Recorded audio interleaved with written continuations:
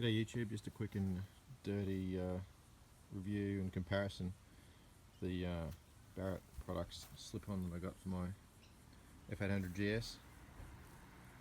Not a bad little bit of kit. Probably about the cheapest one around that you could find actually. If you're in Australia, it's probably the cheapest option you're going to find. This cost me $4.50 delivered. It uses the same springs that are on the original muffler. Fitting is pretty easy. It comes with a new bolt and comes with a spacer.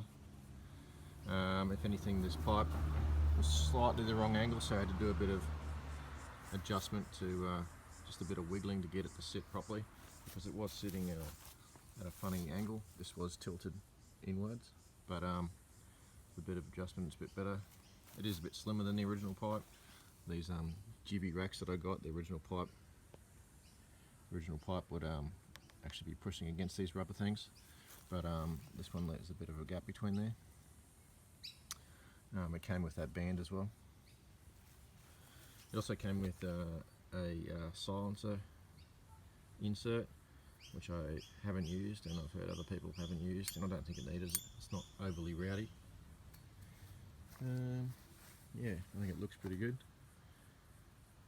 especially for the price. So listen.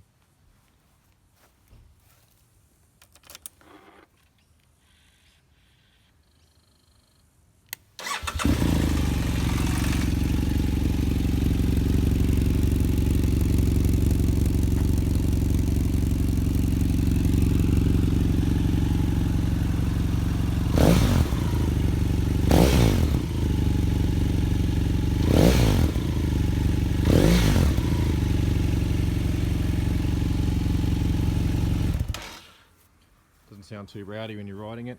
It's definitely not intrusive. It is a lot louder than the original.